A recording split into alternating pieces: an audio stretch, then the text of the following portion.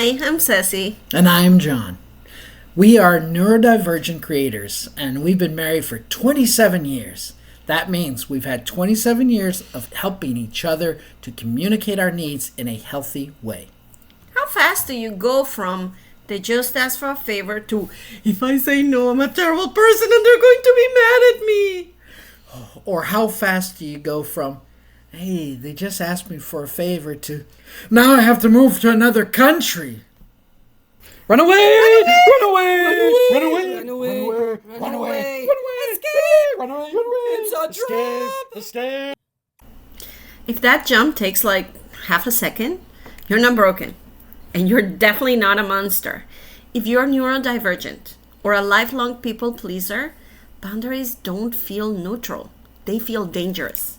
Your whole nervous system lights up like, say yes or you lose them. Now, for other neurodivergent individuals, the energy required to set a boundary is actually higher than the energy they have left. The mental effort required to process even a simple text message can feel insurmountable when executive resources are depleted. Tasks like replying are often pushed onto an ever-growing mental to-do list until contact is accidentally lost. In this video, we're going to show you how to set boundaries when you're neurodivergent, so you can protect your energy without feeling like a monster.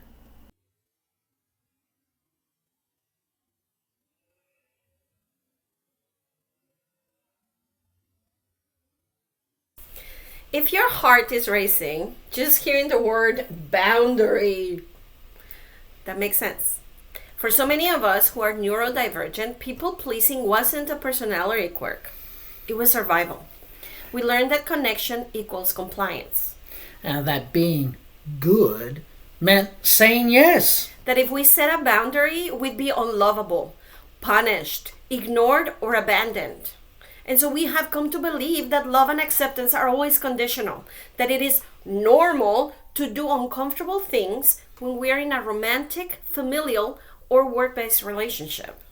So, when your boss, or your friend, or your family member asks for just one more thing, and your whole body goes into panic at the thought of saying no, that's not you being weak, mean, or wrong. That's a survival system doing its job a little too well. So this video is not just say no, girl, it's easy. Instead, this video is helping to show what your nervous system is doing. What are the types of boundaries you actually need and where to find the copy-paste scripts you can use when your brain goes blank. And we're going to use restorative justice questions and social emotional learning tools to help you pause and ask, what happened? What do I need? What would make this feel right for me? And how do I communicate this to the other person? And the goal is not to push people away. Boundaries are actually what keep relationships healthy.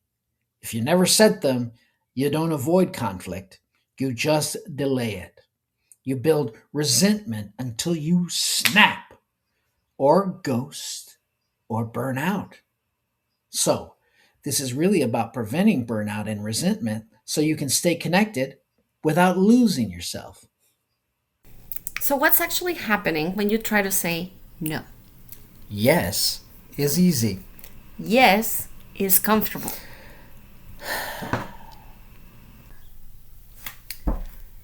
Okay. Say no. Yes. Now your turn. Okay. Say no. Yes. For a lot of neurodivergent folks, there's a feeling of rejection. And the possibility of someone being disappointed in you or pulling away can feel very emotionally intense. So a tiny thing like, hey, can you cover this shift? Gets translated by your brain as, if you say no, they'll think you're selfish, they'll be mad, they might not trust you again, you might lose this person. Your amygdala, which is back here, Your threat detector cannot tell the difference between they might be slightly annoyed and I am in danger. On top of that, if you grew up with inconsistent adults or criticism or where your needs weren't taken seriously, then yeah, every time you spoke up, there was a cost. So now your body has linked boundary with danger. No wonder you freeze, fawn, or over-explain. Now the good news is, we can't turn off that wiring overnight, but we can give it a script and a structure. Something that lets you say no in a way that feels safer and more regulated instead of all or nothing. And even more good news. The more you practice setting the boundaries, the more it becomes automatic until it becomes what you do and who you are. Now, before we go into role plays, we want to give you a simple map. Now, most of the time, what you need falls into one of three boundary types: time, capacity, and emotional. Now, let's go through them. Time boundaries. These are about when and how long you are available. For example, I can help for about 20 minutes and I have to get back to my work, or I'm not available after 7, or I need to think about this and get back to you tomorrow. These are great when you're okay helping, but not okay given unlimited time. And I'm going to be very honest with you, you don't ever want to offer unlimited time. You need time for yourself, for your self-care, okay? Capacity boundaries. These are about your bandwidth, mental, emotional, or physical. For example, I'm not at the capacity this week and I can't take anything else on. Or I can't be the main person coordinating this right now. Or I don't have the energy to do this weekend. You're not saying, I don't care. You're saying, my tank is empty. Emotional boundaries. Now, these protect your nervous system from being overloaded by other people's feelings. For example, I care about you, but I can't talk about this while I'm at work. Or I want to support you, but I don't have the emotional bandwidth for a heavy conversation tonight. Or I'm not comfortable being in the middle of this conflict when you get stuck in the middle of a conflict. And none of this make you a monster. It doesn't mean that you don't care, like it was mentioned before. The reason these boundaries matter is when you know which boundary you're setting, it's easier to pick a short, clear sentence instead of trying to explain your entire life story in a text. Urgent project request. Hey guys, can anyone take on this extra project? It's kinda urgent. Can I? I don't know. Urgent? Not your guy for a quick answer.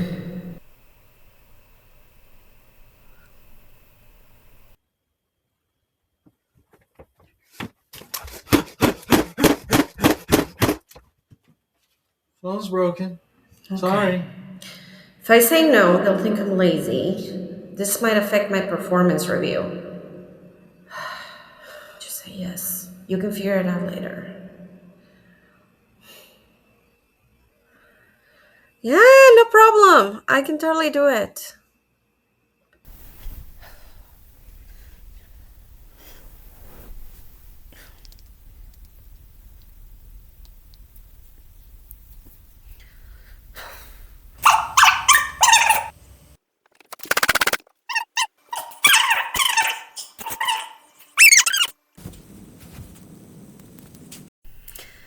Okay, time and capacity check.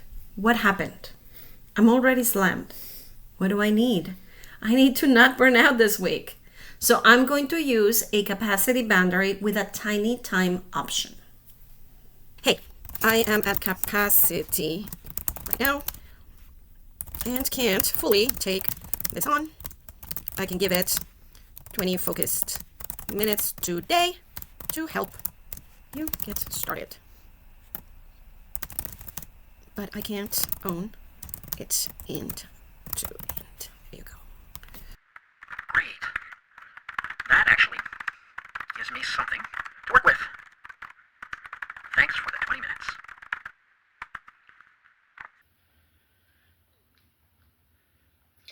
I didn't over-explain. I didn't give a life story about my sick cat and how tired I am. I just named capacity and offer what was realistic. And here's the thing. The reason you're putting boundaries in place in the first place is because you want to be your best self to those that you work with or those you love or you're in a relationship with. So by being good at boundary setting, you're setting yourself up to be your best self for those people that you want to be present for. I'm freaking out. Can you talk right now? Well, if I don't respond, they'll think I'm not a good friend or that I don't care.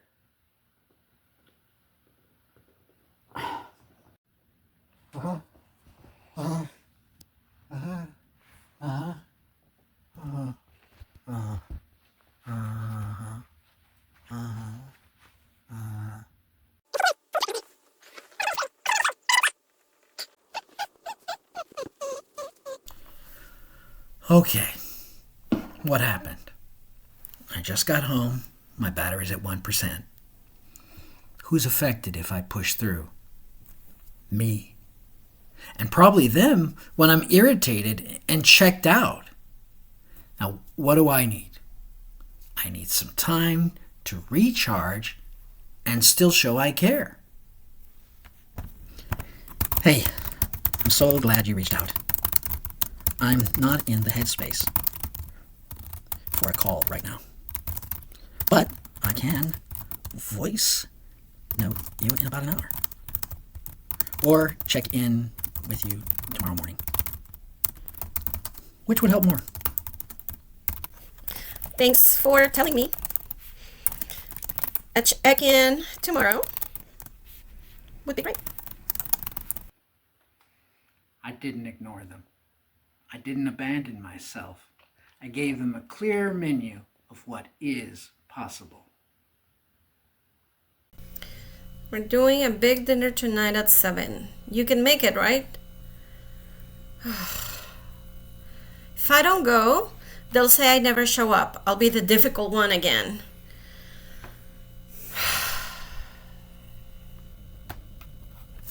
Sure, I'll be there.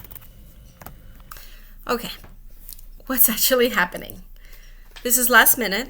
I'm wiped, and big family dinners are sensory overload for me. Who's affected if I force myself? Me. And everyone else when I'm shut down and snappy. What do I need to make this right? I need rest and a softer way to connect.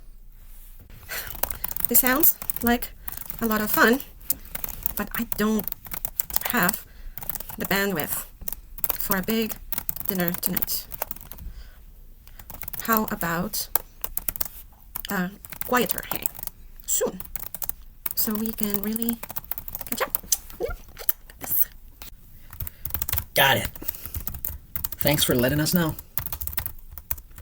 Let's pick a time next week. Now keep in mind, not everyone wants or needs the same boundaries, and only clear communication can resolve boundary issues. Will some people still be disappointed sometimes? Yeah, but that doesn't mean you did something wrong. You're allowed to choose a version of you that's rested and present over a version of you that's resentful and running on fumes. So, if you were watching those examples and you thought, Okay, but in the moment my brain shuts down, then what? well, that's exactly why we made something for you. We put together 2 versions of the Energy Leak Audit with a boundary script vault that you can grab for free. Their links are in the description.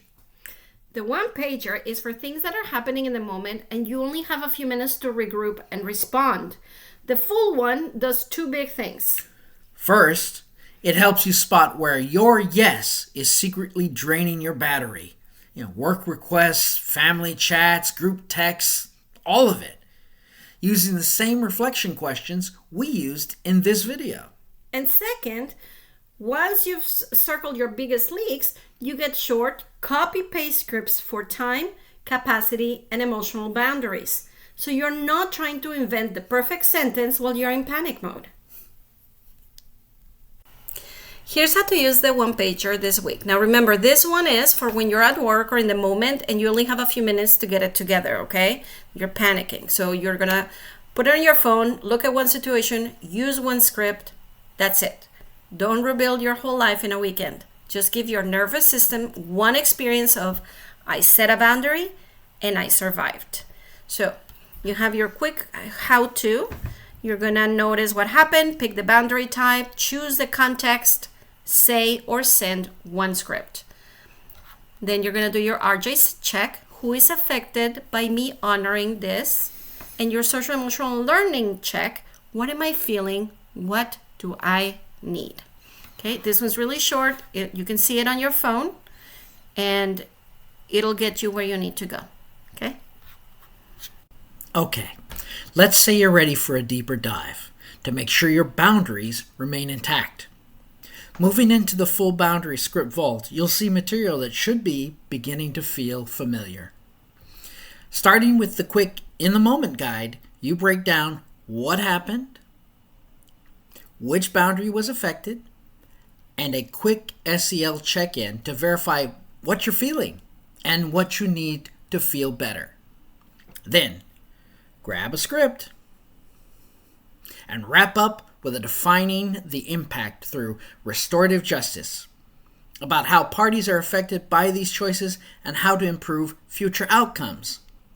And we move through each boundary, whether it's time, whether it's capacity, or whether it's an emotional boundary. And you'll see this go through all issues of work, friends, or family. For instance, I'm going to take a quick look at the emotional boundaries under family. Now, keep in mind, several people can be affected by these issues. Simultaneously, as a matter of fact. When you have several voices in the room, there are several opinions, and they might all cause you to feel like a ping pong ball in the middle. So in this type of situation, you have to find ways for all parties to communicate with each other. At the same time, you can only truly control your own participation. So, check your restorative justice questions to fully understand the impact. It may be more than just you. And make sure that through your SELs, you know what is happening to your emotions and what you need to remove the anxiety and bring you peacefully together, finding safety, clarity, and understanding. So, click the link in the description to download the Energy Leak Audit. Try one boundary script in real life and then tell us how it went in the comments so we can cheer you on. And if you haven't watched it yet, this video pairs really well with our episode on resentment and burnout. Why you're always tired, even when you're sleeping. Tap the next video, grab your audit, and start protecting your energy without feeling like a monster. I hope this is all helpful to you. Don't forget to subscribe and see you next video. I love you. Love you too.